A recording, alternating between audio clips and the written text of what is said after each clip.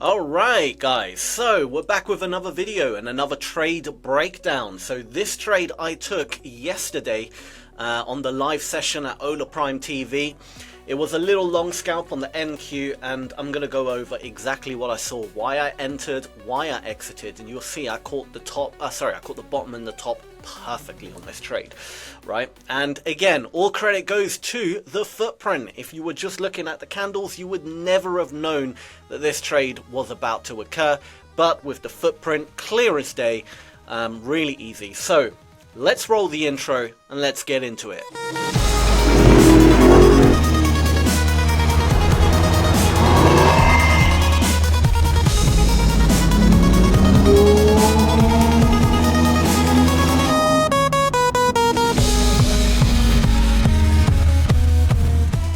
Alright, so let's actually roll the clip of the live session where I took the trade. We'll roll it right now.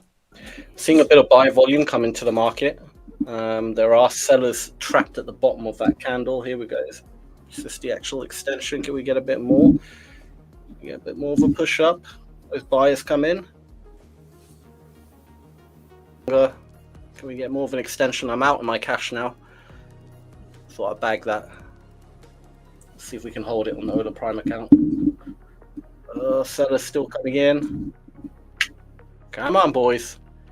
Come on, buyers. Where are you? Come on. All right, I'm going to take the money. Okay, I'm out. Okay, so here is the actual trade. So this is the area in question, and I believe the trade was like this, maybe something like that. Either way, about 30 points I grabbed on the NQ.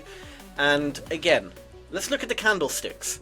Is there anything here to tell you, oh look, we're about to have a little push up back into this consolidation zone?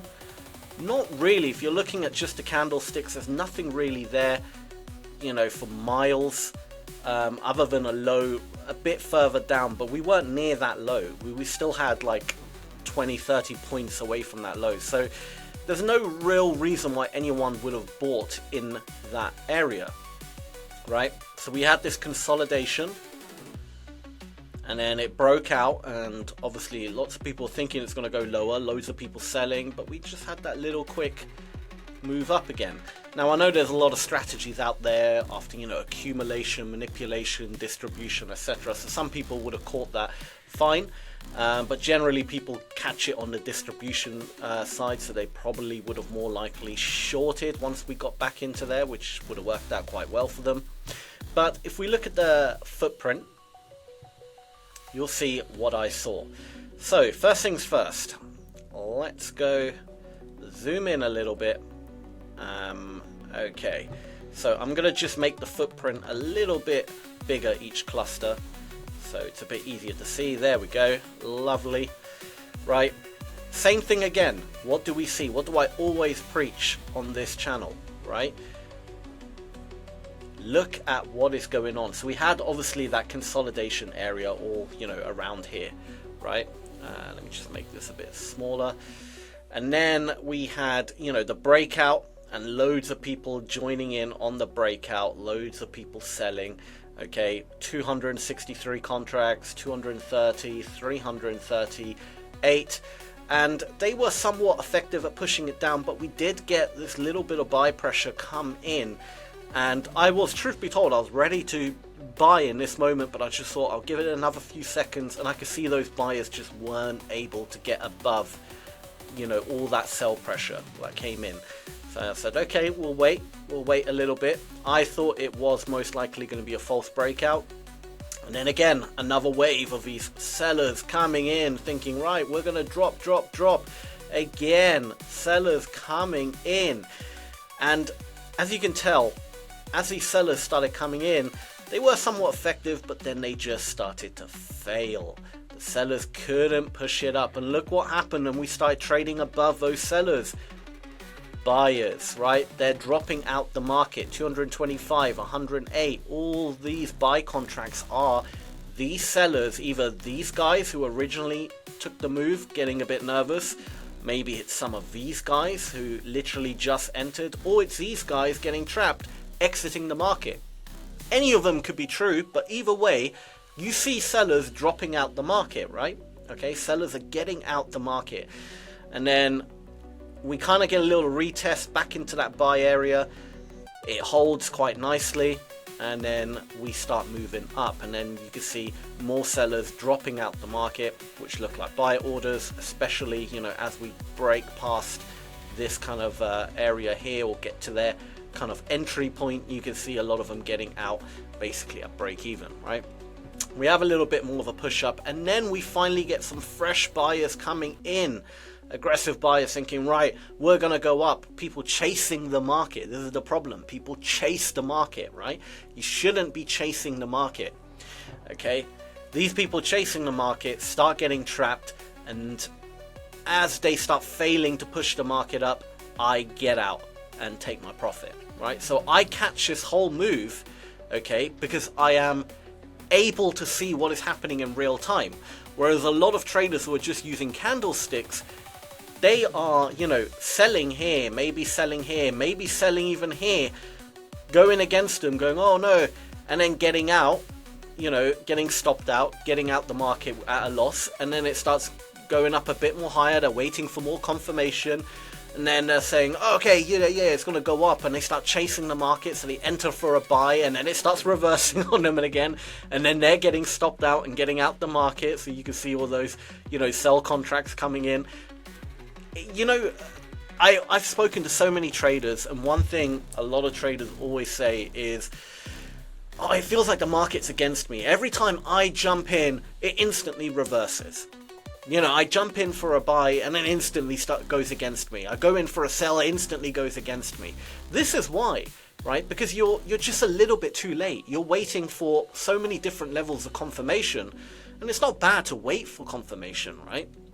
But at the same time, you have to, if you want to catch these moves, you have to be quick, especially as a scalper, right? You have to kind of put the fear to the side. That's why you have a stop. My stop was here. If I got stopped out, I get stopped out.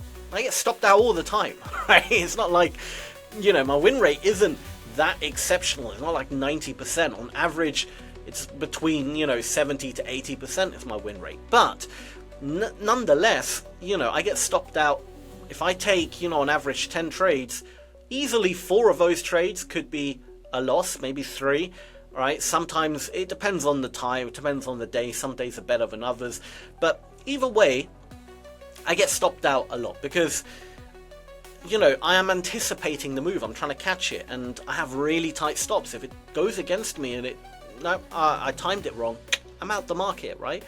But at the same time, I'm fluid with the market, right? If it starts going in my direction, I'm good. I'm going to keep holding it until I see something I don't like this.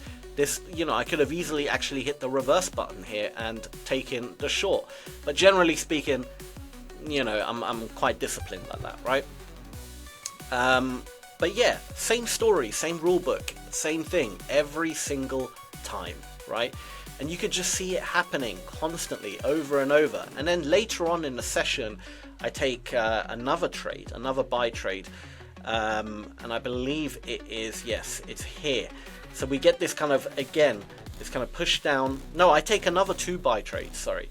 I take one here and get out, right? I will probably show these clips in a minute. But again, same thing happens, right?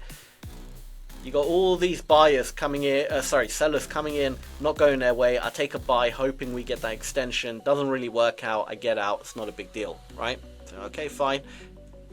Just didn't extend.